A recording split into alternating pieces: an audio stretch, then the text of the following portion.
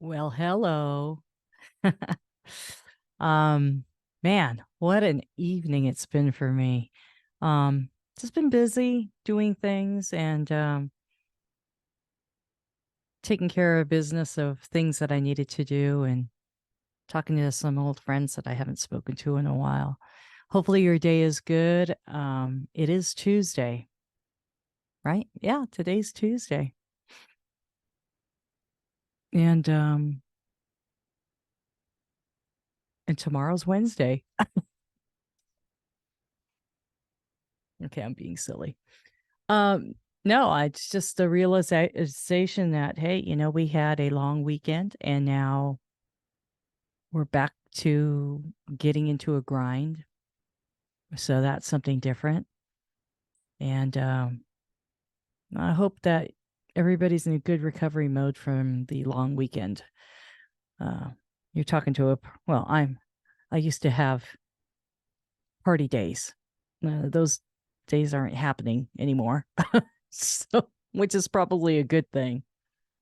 But I've been thinking about what I wanted to discuss again, for this go around. And yeah, my subject matter is still uh, about caregiving and what I experienced. And so I hope you're gaining some information of what it's like. Hopefully, you're not one of these people that are sudden caregivers.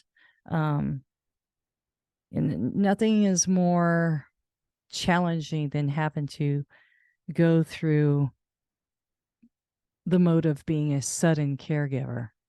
Hmm, Fix my earpiece here. But it's the same color as my hair. Can't really see it, can you? All right. Squirrel. My point is that if you ever find yourself in a predicament that you didn't expect yourself to be, the best thing I can offer you is to breathe. Why do I say that? Yeah, I'm wearing a hat because I like wearing hats. And I haven't worn this one in a while. Um, Breathe. I didn't realize this until someone pointed it out to me, but it is a known fact that caregivers are known to hold their breath. Did you know that? Who knew? Like, if you're in a stressful situation, you're supposed to relieve your stress by breathing in through your nose and then exhaling, like blowing out a candle across the room or something. When you do that, it if you breathe in through your nose and you exhale through your mouth. I wasn't doing that. A lot of the things that I had been doing were all the things you shouldn't be doing. I'm stubborn, I'm hard headed. What do you want? But, I mean, when you're caught in a situation that you don't expect, it doesn't have to be caregiving, but when you're caught in a situation that you're not expecting, you have a choice to make. You're either going to go forward and get it done, take care of business, or you're going to sit there and stew a little bit and spin your wheels. 9 times out of 10, when you're stressed out and you're in a stressful situation, stress can be good too, It doesn't always have to be bad. Sometimes when you're stressed, it allows you to move forward. That's not sometimes always the case. My case in caregiving, I was like, okay, something needs to be done because there's another person that's relying on me. What I didn't expect was how it would physically affect me. Um, there is something called caregiver stress. I had no idea, but I can definitely tell you it's real, to the point that my support group, who dementia care blazers, almost flipped up that dementia care blazers. Dr. Natalie Edmonds runs that in Phoenix, Arizona, and we meet um, once a week on Wednesdays, and we have support groups and worldwide, people from all over the world. There's this one lady from Uganda, and she's literally like in the middle of the night staying up to be with us. I had another woman in the group that was from Sri Lanka or Sri Lanka. So, there's quite a few people, and then, you're Canadians, and then you got here in the United States. My point is we have a motto: put the oxygen mask on yourself first if you're in an airplane, and then you take care of your kids, because taking care of your kids first jeopardizes you, and then nobody will be there to take care of your loved one, right? So the same motto applies when you're in caregiving or any situation that requires something of you. Always take care of yourself. A phrase I don't really like, they talk about self-care. Are you doing self-care? Are you taking care of yourself? Don't forget you, that type of thing. I think it's funny when people say that. Don't forget about you. Okay. People mean well. I know that they do. They definitely mean well. But truth of the matter is, when they make statements like that, nobody gives you a solution. Or I'm going to rephrase that. Not everybody gives you a solution. And I admit my problem in the very beginning was I didn't want to let go. Number one, it's true, but you have to relinquish it sometime. Nobody's going to take care of your loved one better than you. And it's just a fact. And I had a hard time letting go. I had some friends that offered to be with my mom, for a certain amount of time. But I was like, no, I got it. I can deal with it. And I did. I had it under control. But let me tell you something. When you're under such stress and having issues, there is definite signs. And if you don't know what you're dealing with, it could show up in the weirdest ways. I pulled up an article from the Mayo Clinic about caregiver stress. Here's a couple of examples of what it says. The problem is you're so focused on your loved one that you do not see how caregiving affects your own health and well-being.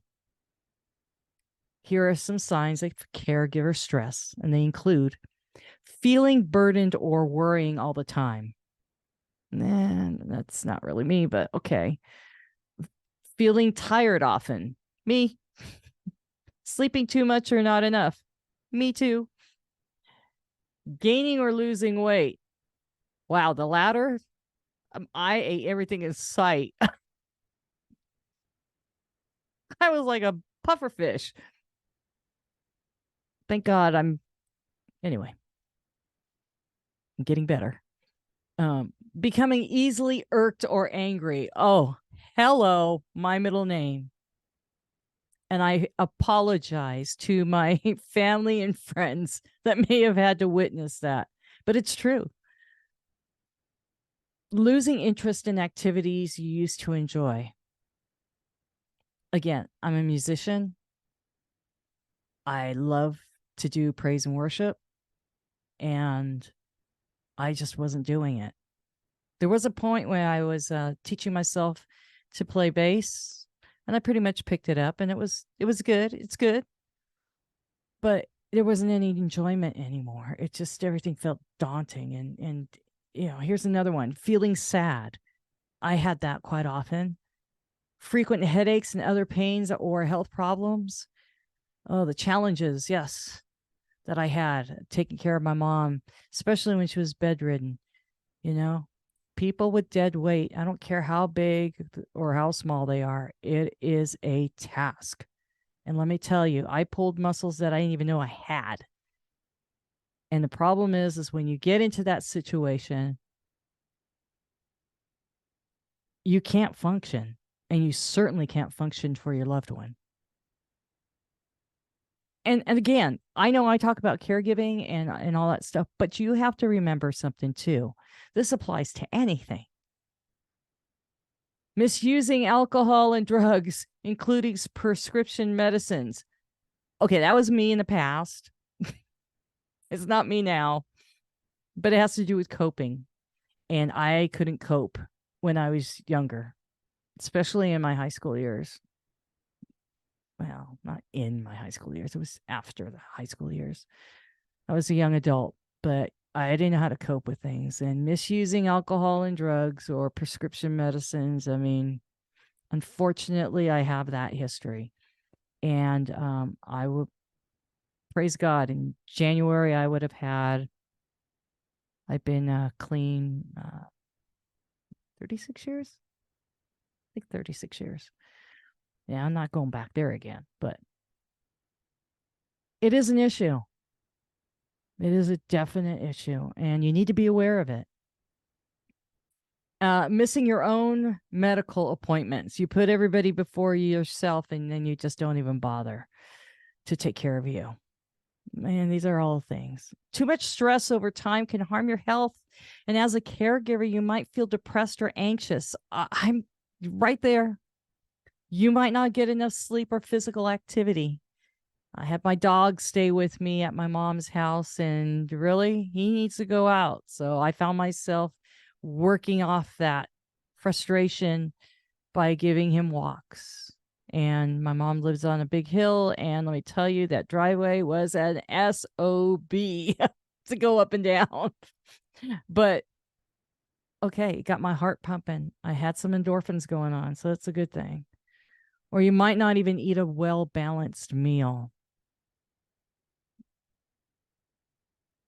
I know. But it's true. Sometimes you don't feel like cooking. And all these things increase your risk for health conditions such as heart disease and diabetes. Both my parents had diabetes, and I didn't want to go down that route. But I could see how you could easily get there. So, I mean, these are things to consider. Now, when I would lose my temper or I would be short fused, I knew it was time for the R word. And that's what I was entitling everything, is the R word. R being respite.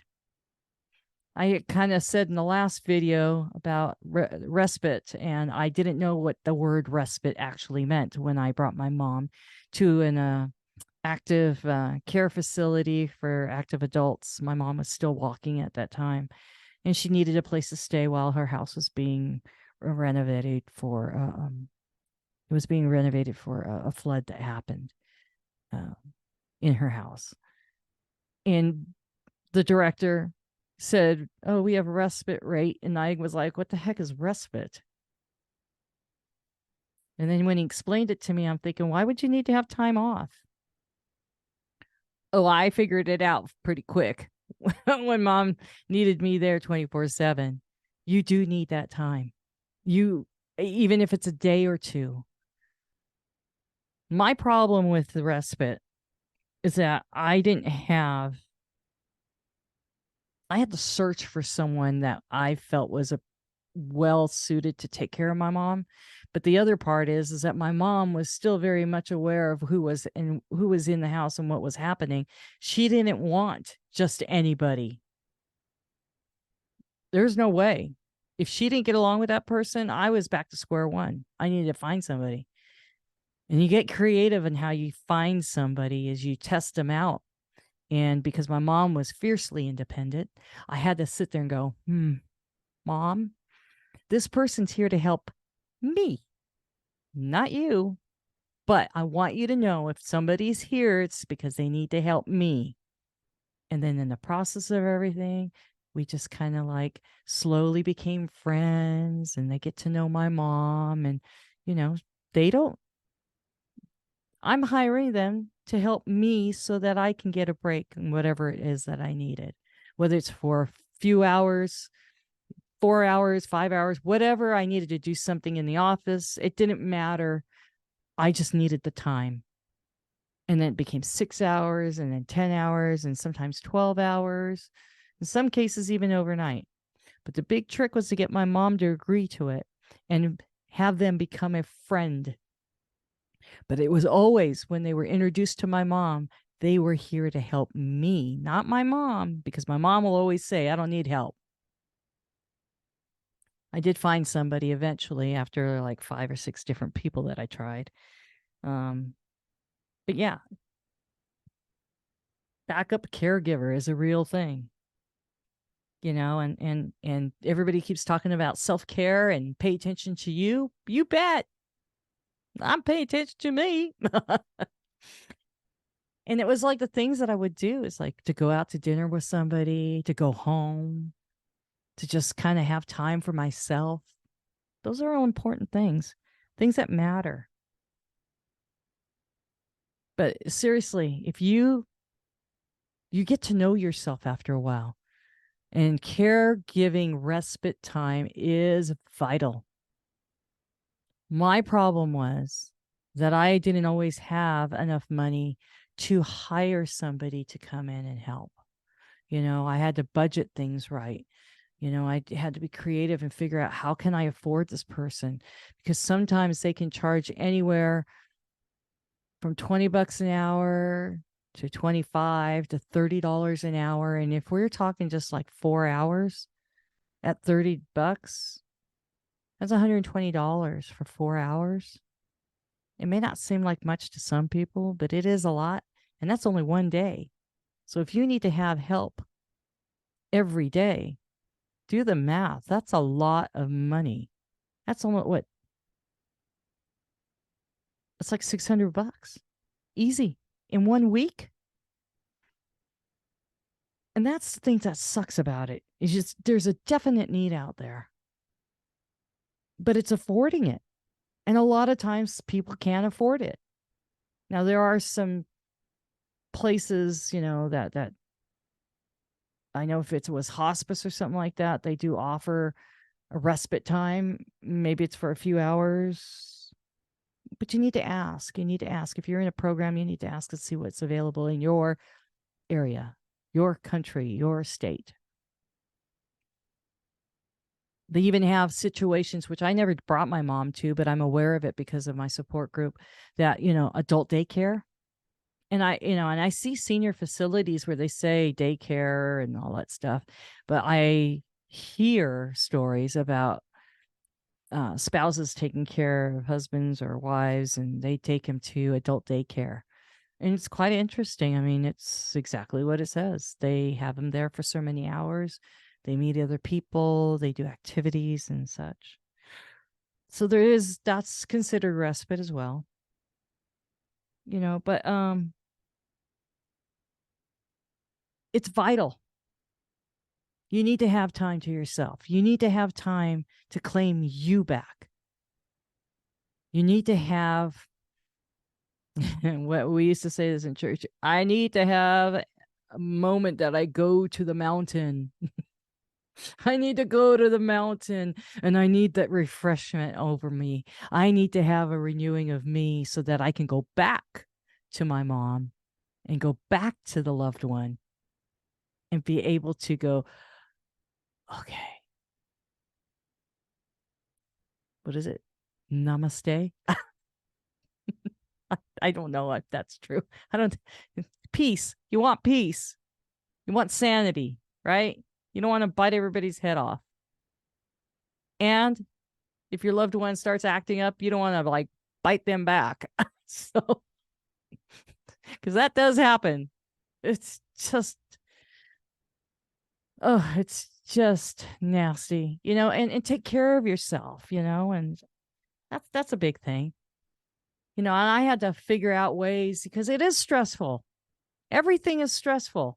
It was stressful to get my mom in a car to go to a doctor's appointment, but it was equally stressful as to get her cleaned up so that way I can get her dressed to go to the appointment. And then you had to keep it to yourself because you couldn't really say anything, because then it's like, is today the day that we're going out? Is today the day that they're going to I don't feel like going to the doctor. I don't want to do his. And then you end up in an argument because it's like, we have to go and we have an appointment. We can't be late.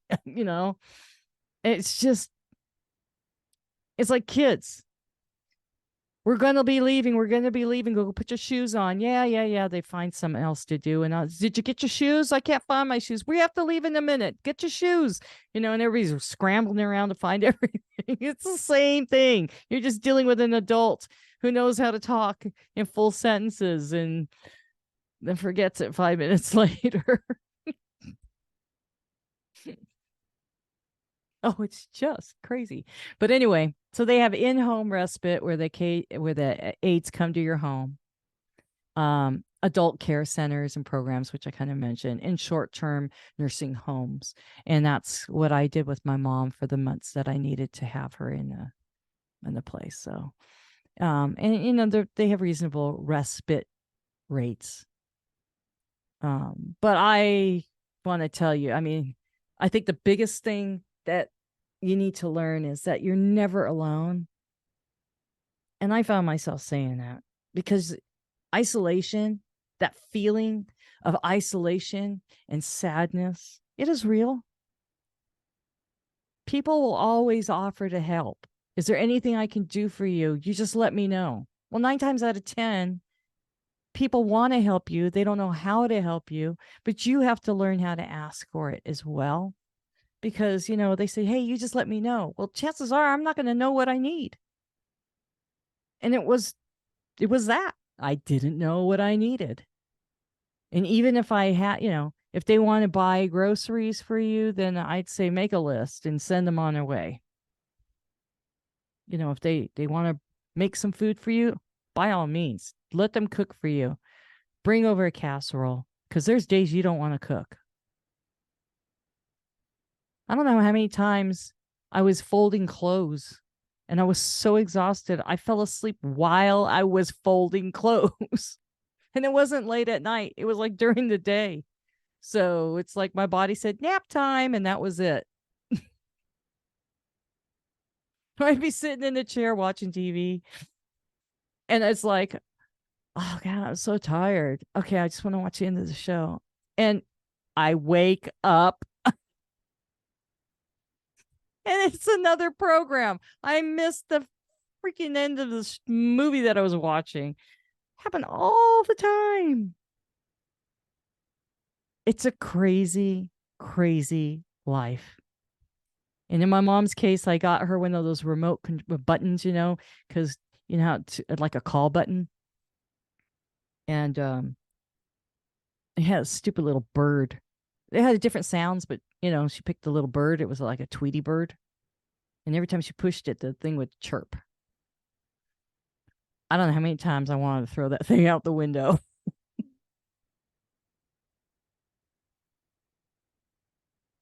And I now miss that chirp. The irony, right? But look, I didn't feel alone. My mom would talk to me. I did praise and worship rehearsals in the living room.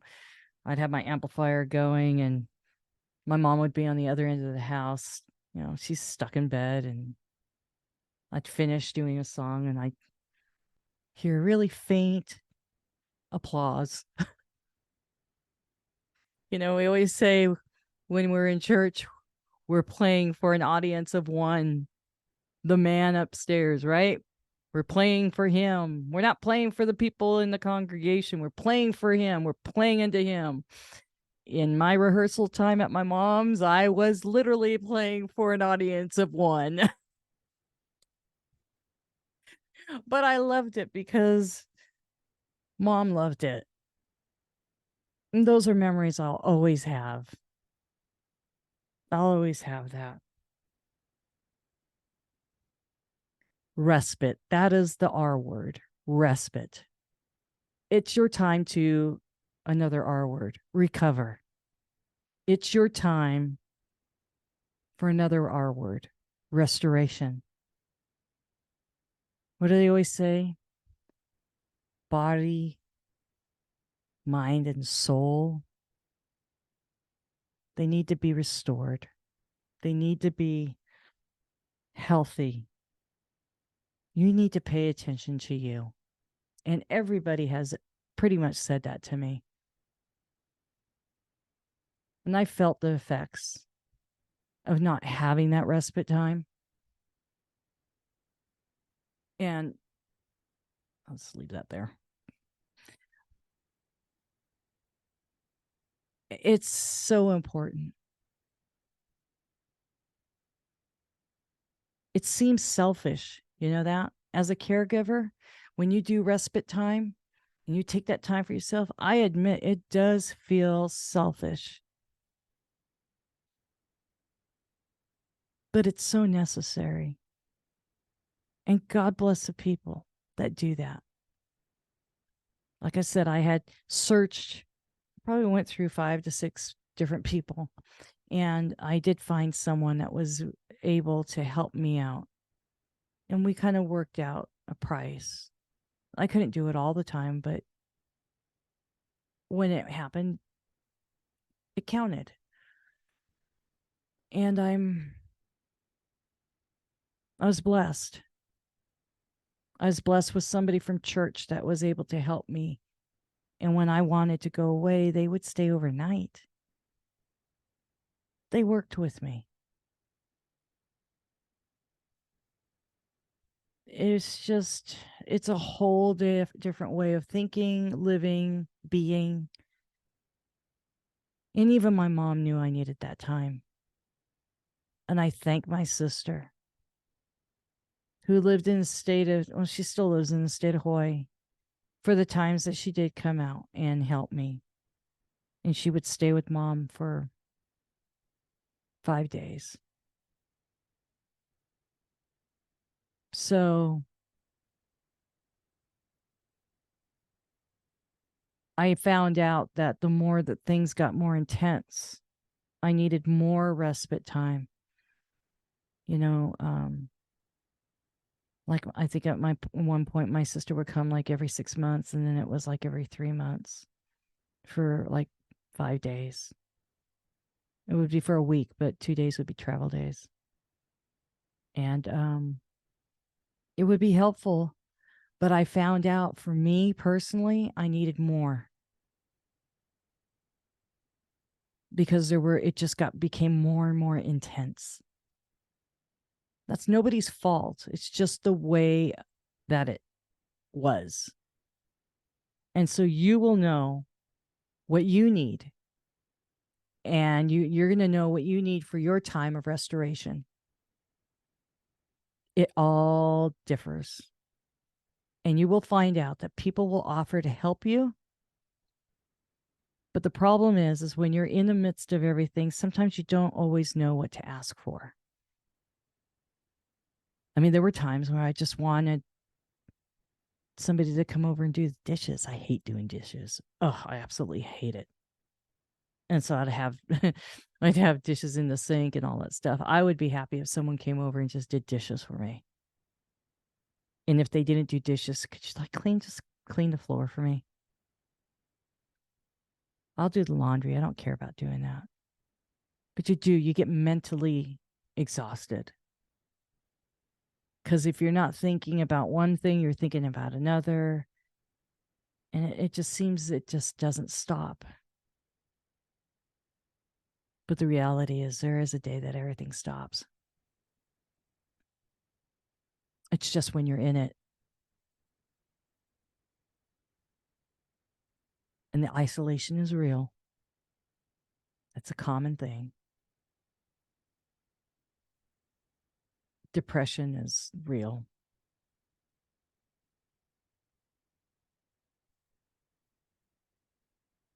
And that's why they say it's rewarding. I remember people say, "Oh, you're doing God's work." I'm like, whatever. I don't feel like it's God's work. But, and then they'll be saying things like, "Oh yeah, it's God's work. Oh, it's such a reward. It's so rewarding. You're going to feel so good about." I think I don't feel good, and I'm not in it for a reward, and I don't feel any of the things that you just told me. Matter of fact, I'm kind of pissed off about it. But you know what?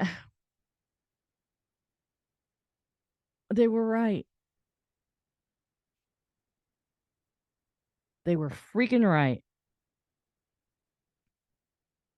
Because now it's over for me. And my parents are no longer. And it was an honor.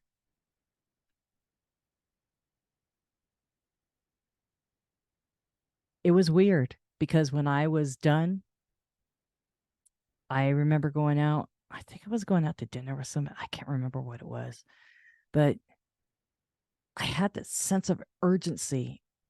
It's like an internal clock.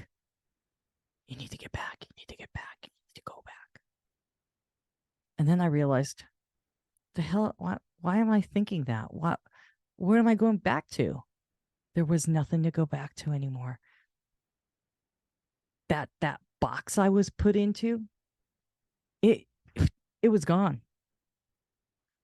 I didn't have to do that anymore. Like a caged animal. Then it's been set free and you're out there in the field and you're like, where do I go? What do I do?